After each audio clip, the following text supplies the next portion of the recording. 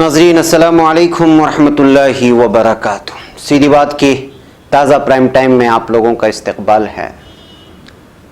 नाज़रीन, आज के प्राइम टाइम में मैं आप लोगों से बराह रास्त मुखातब हूँ। आज के अल्फाज थोड़े से तलख होंगे मगर हकीकत है, और इस वक्त हम मुल्क हिंद के हालात की हसासियत को नहीं समझ पा रहे हैं।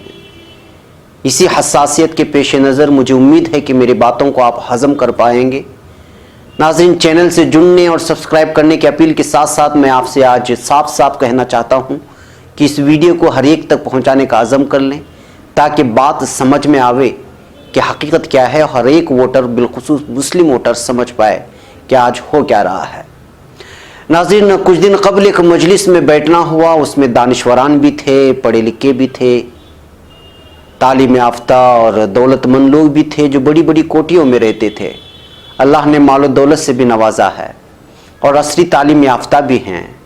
उनमें से कई लोग कह रहे थे और कई लोग रोना रो रहे थे, हमारे मुस्लिम भाइयों के मसाइल के बारे में बात कर रहे थे, मुल्क और सियासत, रियासत की सियासत के मसाइल के बारे में बात कर रहे थे, कौम के हालात के बारे में बात करते करते मुस्लिम वोटिंग की फ़ीसद के बारे में बात करना शुरू कर दिया। इन सब गुफ्तगू के दौरान मैंने कुछ लोगों से खामोशी से ये पूछ लिया कि गुज़िश्ता इंतखाबात में आपने हक़ राय दही का इस्तेमाल किया था, यानी क्या आपने वोट का इस्तेमाल किया था? तो एक ने कहा कि आउट ऑफ स्टेशन था, कुछ ने कहा कि सुस्ती की वजह से जा नहीं पाया, किसी ने बीमारी का बहाना बनाया, तो किसी ने शादी ब्याह का और किसी ने पिकनिक मनाने का। और जानते हो लोग क्या किन मसाइल पे बात कर रहे थे कि मुसलमानों की वोटिंग फ़ीसद नहीं होती। और कौन बात कर रहे हैं? जो लोग वोटिंग के दिन पिकनिक मना रहे थे या फिर आउट ऑफ स्टेशंस थे। ये हमारे कौम के रहनुमा और दानिश्वरान हैं जो बंद कमरे में बैठ कर के, एयर कंडीशन रूम में बैठ कर के इन मसाइल पर बात करते हैं कि जो है मुसलमानों के मसाइल क्या हैं, कौम और सियासत के मसाइल क्या हैं, और ख़ुद वोट डालने के लिए नहीं जाते। मैं इनसे साफ कहना चाहता हूँ कि आपकी औकात नहीं है कि आप ये कहें कि आपके मुल्क के मसाइल क्या हैं। आप किस ज़बान से इस बात का शिकवा कर रहे हैं कि जब आपने खुद हक़ राय दही का इस्तेमाल नहीं किया तो वोटिंग की फ़ीसद पर बात करने वाले और बिलखुसूस मुस्लिम वोटिंग पर, मुस्लिम मसाइल पर बात करने वाले आप कौन होते हैं? जब इंतखाब हो रहा था तो आप वोट कर सो गए, पिकनिक मनाने चले गए, बहुत सारी जगहों पर चले गए, और आज आप दूसरी हुकूमतों को कोस रहे हैं कि इन हुकूमतों की वजह से हमारा बेड़ा गर्क हुआ जा रहा है, हमारे मसाइल हल नहीं हो पा रहे हैं, फ़िरक़ावारियत का बोलबाला है। जब इंतखाब करने का मौका था तो हम लोग वोट करके सो गए थे, और आज यही लोग मीटिंगें भी कर रहे हैं। बड़ी शर्म की बात है नाजरीन, और ये होता है, अक्सर यही होता है। दानिश्वरान बहुत बड़ी बड़ी होटलों में ये लोग मुनाकिद होकर के हमारे मुस्लिम मसाइल के बारे में बात करेंगे, लेकिन यही लोग मेन वक्त में, जो अहम वक्त होता है, वहाँ साथ छोड़ करके चले जाएंगे। ये बातें बहुत सारे लोगों को हज़म नहीं हो पाएंगी, लेकिन ये हकीकत है। ये मामला वैसा ही है जैसा मामला कहते हैं ना कि आज कहते हैं कुछ दानिश्वरान कि जो है कितना सहाफ़त में जो है इस वक्त मुसलमानों को बदनाम किया जा रहा है, और हमारा एक मीडिया हाउस होना चाहिए। न जाने कितनी जलसों में, कितनी जगहों पर बोला गया, लेकिन जानते हैं ये सब बात करने वाले कौन होते हैं? लोग करोड़ोंपति और खरबोंपति होते हैं, और ये ही रोना रो रहे होते हैं कि जो है आजकल एक मीडिया हाउस होना चाहिए। और जब से एक छोटा सा मीडिया हाउस वाला इनके पास जाकर के एक छोटा सा ऐड और इश्तिहार भी पूछता है तो ये नहीं देते। और पता है इनकी शादियाँ कितनी महंगी होती हैं? इनकी शादियाँ, एक एक शादियाँ इनकी बेटियों की और बेटों की करोड़ों की में होती है। और यही लोगों को फिर दूसरे दिन या चौथे दिन किसी मीटिंग में बुलाया जाता है, मजलिस में बुलाया जाता है, और कहा जाता है कि भाई क्या हो रहा है। और यही लोग क्या कर रहे होते हैं? मुस्लिम के मसाइल पर बात कर रहे होते हैं, स्लम्स के बारे में बात कर रहे होते हैं, मुस्लिम के एजुकेशंस के बारे में बता रहे होते हैं। और इनकी शादियों के हंगामे इस तरह होते हैं कि 3-3, 4-4 करोड़ सिर्फ 2 दिन में खर्च हो जाते हैं। ऐसे 100 करोड़पतियों की शादियों का सिर्फ पैसा जमा हो जाए तो फिर जो है मुसलमानों का एक चैनल ख़राब हो जाए। और रोने वाले भी यही, बर्बाद करने वाले भी यही होते हैं। इसीलिए मैं कहता हूं कि इलेक्शन के मौके पर ऐसे लोग आपके पास आएंगे और कहेंगे कि हम आपके बहुत बड़े मुखलिस हैं, हमारी बात मानिए। मैं साफ आप लोगों से करता हूं कि आप बात मत मानिए ऐसे लोगों की, जो लोग खुद चुनाव में हिस्सा ना लेते हों, खुद वोटिंग ना करते हों, सिर्फ गरीबों का इस्तेहसार करते हों। तो नाज़रीन, लोकसभा इंतखाबात के पहले मरहले की मुहिम उरूज पर है। इस वक्त एक जगह तहरीर पढ़ने को मिली, दूसरे और तीसरे मरहले की चुनाव वाले इलाकों में पर्चाजात नामजदगी के इदखाल का आगाज़ भी हो चुका है। कई लोगों ने दाखिल कर चुके हैं। इतना सब कुछ होने के बावजूद आवाम में जोश व खरोश का फुकदान है। वो भी एक ज़माना था जब जमहूरियत के इस अमल में आवाम किसी त्यौहार की तरह हिस्सा लेते थे, अपनी पसंद के नुमाइंदों को मुंतखब करने का जज्बा और जुनून की कैफियत में होता और राय दही का दिन ईद से कम न होता। लेकिन आज हालात बदल चुके हैं। आवाम को इंतखाबी अमल से दिलचस्पी बाकी नहीं रही। जमहूरियत और उसके उसूल तो बाकी हैं, लेकिन आज वो कायदीन नहीं जिनको जमहूरियत का मुहाफिज तस्वुर किया जाए। वो दौर नहीं रहा जब कायदीन जमहूरी उसूलों के मुहाफिज ही नहीं बल्कि उन्हें देखकर ये कहा जा सकता था कि जमहूरियत के पासदार है और इनका अमल जमहूरी निज़ाम के वक़ार में इजाफे की ज़मानत था। नाज़रीन, सियासत में लिखा हुआ मिला आज ऐसे कायदीन हैं ना उनके उसूल झूठ, धोखा, फरेब, बेकायदगियों और बदगुमानियों के जरिए जमहूरियत और इंतखाबी अमल को दागदार कर दिया गया है। यही वजह है कि इंतखाबात के अमल पर से आवाम का भरोसा उठने लगा है और इंतखाबी अमल में उनकी हिस्सेदारी कम हो चुकी है। करप्ट और बदउनवान सियासतदान खामोश रहने वाले कहाँ थे? उन्होंने दौलत और ताकत के बल पर कामयाबी का रास्ता ढूंढ निकाला। हकीकी राय दहिंदों की यानी वोटरों की शिराकत में कमी ने मुजरिमाना रिकॉर्ड रखने वालों के लिए रास्ता हमवार कर दिया। वो भी एक दौर था जब ट्रेन हादसे पर वजीर रेलवे के ओहदे से लाल बहादुर शास्त्री ने इस्तीफा दे दिया था। लेकिन आज जिस सियासतदान के खिलाफ जितने जायद मुकदमात हों वो उतना ही मकबूल तस्वुर किया जाता है। बीजेपी कैंडिडेट्स की पूरी लिस्ट उठा करके देख लीजिए। 3 मराहिल की इंतखाबी या चाहे कांग्रेस की कैंडिडेट्स की मखसूस नहीं है, इसलिए कि सियासतदान किसी ना किसी पर कोई ना कोई मुकदमा दर्ज होता है। 3 मराहिल की इंतखाबी सरगर्मियों के बावजूद आवाम में बेहिसी जमहूरियत के मुस्तकबिल के लिए अच्छी अलामत नहीं है। इंतखाबात और इंतखाबी मुहिम सिर्फ प्रिंट, इलेक्ट्रॉनिक मीडिया और सोशल मीडिया में दिखाई दे रही है। अगर उन्हें हटा दिया जाए तो पता नहीं चलेगा कि इलेक्शन है कि नहीं है। तेलंगाना जहां दिसंबर यानी 3 माह कबल असेंबली इंतखाबात हुए, वहां के देही इलाकों में मुहिम के लिए जब कायदीन पहुंचे तो अवाम पूछने लगे कि इतनी जल्दी कैसे आना हुआ। आवाम को सिर्फ इतना याद है कि 5 साल में 1 मरतबा उन्हें वोट का मौका मिलता है। पदयात्रा, जुलूस और जुलूसों में मुकर्रर वर्कर्स और किराए के हामी दिखाई दे रहे हैं। कहीं भी वालिहाना इस्तकबाल और जोश व खरोश नहीं है। कई मकामात पर पार्टी की जानिब से आवाम में फूल के हार पहले ही तकसीम किए जाते हैं ताकि उम्मीदवार की गुलपोशी की जाए। और ये मनाजिर आप लोग देख रहे हैं।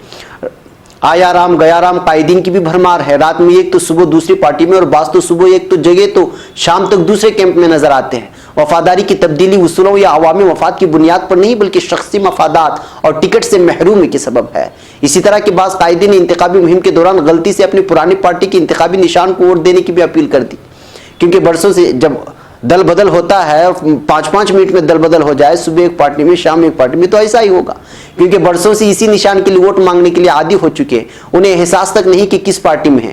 कायदीन और सियासी जमातों के रवैये से अगर आवाम की बेहसी इसी तरह बरकरार रही तो राय दही का फीसद बड़ी हद तक घट जाएगा। हकीकी राय दहिंदों की पोलिंग में कमी जमहूरियत के लिए लम्हे फिक्र है। पार्टियां और इलेक्शन कमीशन भी अच्छी तरह जानते हैं कि हकीकी राय दही का फीसद क्या है, और अगर धांधलियां ना हो तो पोलिंग का फीसद बमुश्किल 25% भी नहीं हो पाएगा।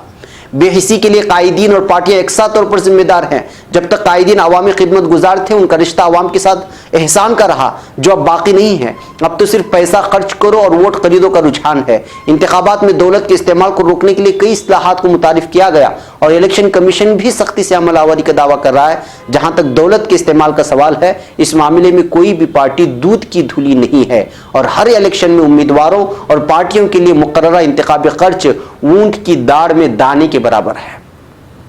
हर लोकसभा हल्के में कम से कम 5 से 10 करोड़ रुपए खर्च किए जा रहे हैं। और तेलंगाना में हालिया असेंबली इंतखाबात हो कि कर्नाटक में हो कि दिल्ली में हो कि यूपी में कि कहीं भी हो, बाज़ असेंबली हल्कों में 10 करोड़ से जायद रकम खर्च करने की इतलात हैं। सरकारी नज़्म व नस्क की जानिब से रकूमात की जब्ती महज एक दिखावा है। जैसा कि कल हमने रिपोर्ट में बताया था कि कितने करोड़ रुपए जब्त कर लिए। अगर यूं कहा जाए तो गलत ना होगा कि इलेक्शन कमीशन की जानिब से बमुश्किल 10% भी गैर कानूनी रकम जब्त नहीं की जाती। बाकी 90% रकम बआसानी राय दहिंदों पर खर्च की जा रही है। इलेक्शन कमीशन ने खर्च का हिसाब दाखिल न करने पर उम्मीदवारों को नाअहल करार देने की गुंजाइश रखी है। करोड़ों रुपए खर्च करने के बावजूद कामयाब और नाकाम तमाम उम्मीदवार जो खर्च की तफसीलात दाखिल करते हैं वो इलेक्शन कमीशन की मुकर्ररा हद से भी कम होती है। नाज़रीन, इंतखाबात में सियासी फायदे के लिए बीजेपी किसी भी हद तक जाने के लिए तैयार है। पुलवामा में दहशतगर्द हमला बीजेपी के लिए अहम इंतखाबी मौजू साबित हुआ। पाकिस्तान को निशाना बनाना बीजेपी और संघ परिवार की पुरानी आदत है, जिसके लिए वो हिंदू राय दहिंदों को मुत्तहिद करती है। पुलवामा हमले के फौरी बाद पाकिस्तान के खिलाफ मुहिम में शिद्दत पैदा करते हुए इसे इंतखाबी फायदे के लिए इस्तेमाल किया गया और पूरा मीडिया इस वक्त मोदी मोदी बोल रहा है। वज़ीर-ए-आज़म नरेंद्र मोदी ने पाकिस्तान के कौमी दिन के मौके पर इमरान खान को मुबारकबादी क्यों पेश की? जब पाकिस्तान दहशतगर्द हमलों के लिए जिम्मेदार है तो फिर मुबारकबाद किस बात की, और इसका जवाब क्या हो सकता है? हिंदुस्तान के खलाई साइंसदानों ने सैटेलाइट शिकन मिसाइल तैयार किया, लेकिन जब तजुर्बा का मरहला आया तो नरेंद्र मोदी ने साइंसदानों की मेहनत का सेहरा अपने सर क्यों बांध लिया? उन्होंने रेडियो, टीवी और सोशल मीडिया के जरिए कौम से खिताब करते हुए तजुर्बे की कामयाबी का ऐलान किया।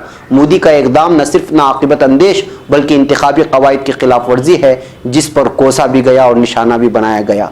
दूसरी तरफ मोदी हुकूमत के एक अहम वजीर गिरिराज सिंह, जो हर किसी को पाकिस्तान भेजने का बेड़ा उठाए हुए थे, उन्हें पार्टी ने स्टूडेंट लीडर कन्हैया कुमार के खिलाफ इंतखाबी मैदान में उतार कर अमलन शेर के मुंह में ढकेल दिया है।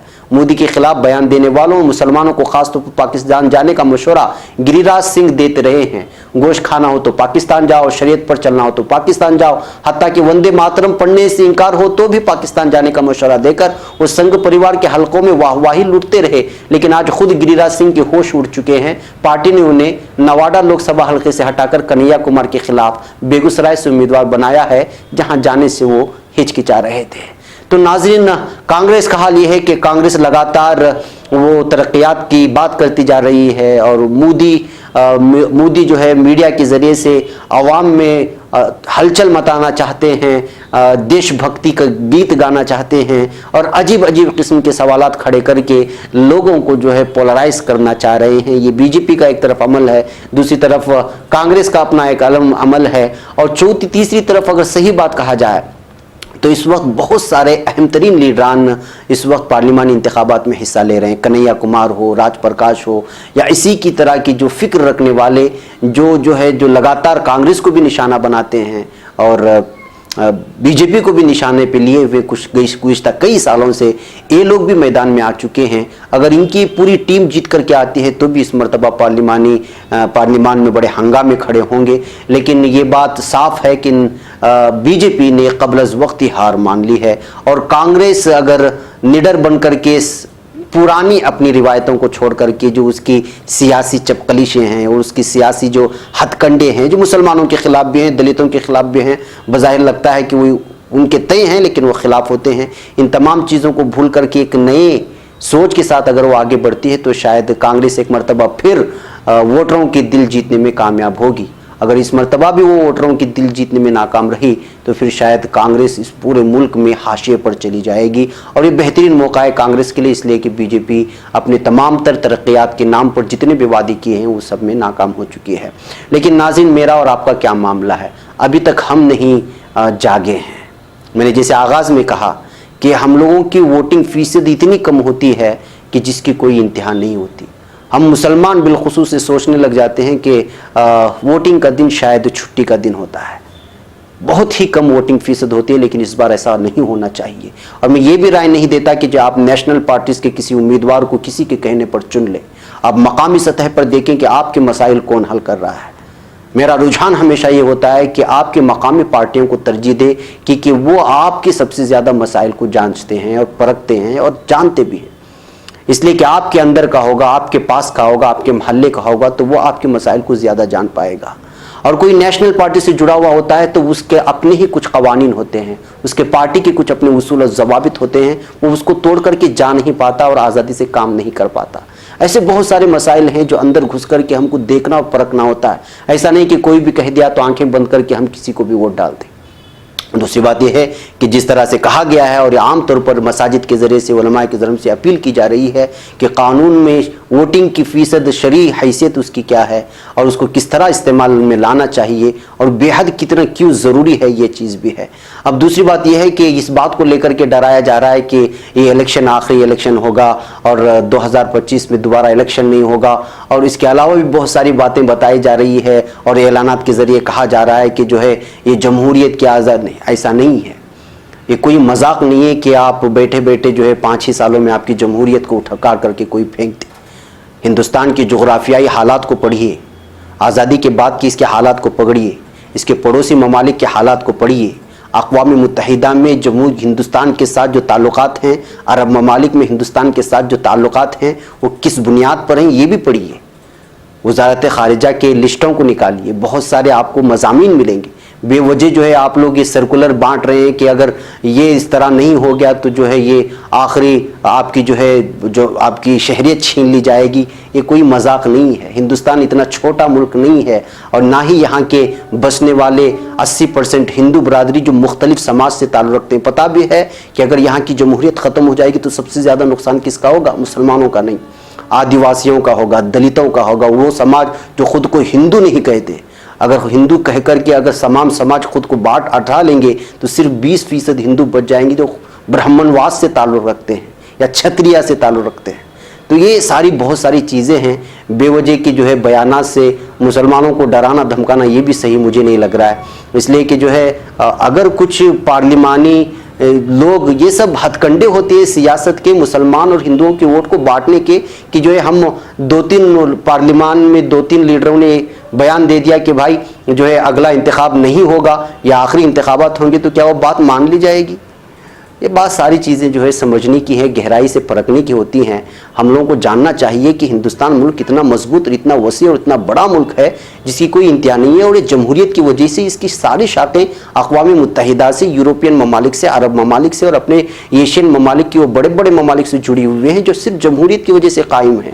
जिस दिन इसका जमहूरियत का शिराजा बिखर जाएगा तो मुसलमानों का नुकसान नहीं होगा, यहाँ की अक्सरियत, यहाँ की हुकूमत और हुक्मरानों का होगा। और ये बात बेहतर जानते हैं वो लोग जो हुक्मरानी कर रहे हो, चाहे कांग्रेस हो कि बीजेपी, और बीजेपी में जानने वाले सबसे ज़्यादा जानते हैं कि इसका नुकसान कितना बड़ा हो सकता है। लिहाजा ये आइन को तोड़ मरोड़ने की बातें, उसको ख़त्म करने की बातें सिर्फ मुसलमानों को डराने और अक़लियतों को डराने की बातें, इसके अलावा कुछ भी नहीं है। लिहाजा अपनी जिम्मेदारी समझे, वोट को और मुल्क को तरक्यात की तरफ ले जाने के लिए वोटिंग करें, डर के करने की कोई ज़रूरत नहीं है। ये मेरी अपनी सोच है। बाकी जो लोग भी बयानात दे रहे हैं, पता नहीं उनके पास क्या मालूमात हैं, अंदरूनी सतह पे पता नहीं है। लेकिन मैं जहाँ तक मुताला करता हूँ जमहूरियत के सिलसिले में, यहाँ की हिंदुस्तान की फैली हुई शाखें, वज़ारत ख़ारिजा और वज़ारत अंदरूनी वज़ारतें जिनकी जो है ताल्लुक़ात बने हुए सारे ममालिक से, वो जमहूरियत की बिना पर होती है। इस वजह से जो है ये सारी चीज़ें कि इलेक्शन नहीं होगा और दीगर चीज़ें, मुझे लगता है कि ये सारी चीज़ें तो संजीदा से नहीं लेनी चाहिए। फिर भी बड़े लोग कहते हैं तो उसमें कोई ना कोई हिकमत होती है। इस बात को देखें, परखें। लेकिन मैं यही पैगाम दूंगा कि मकामी सतह पर आपके लिए जो लीडर काम करे और इत्तेहाद के तौर पर आप लोगों को जिन चीज़ों की तरफ इशारा किया जा रहा है कि फ़लाँ को चुने तो उन्हीं को चुने, इसलिए कि जो है इत्तेहाद में और जिसमें जो है बरकतें होती हैं, इसी चीज़ को आप चुनें। आज के प्राइम टाइम का हमारा यही पैगाम है। अस्सलामु अलैकुम वरहमतुल्लाहि वबरकातुहू।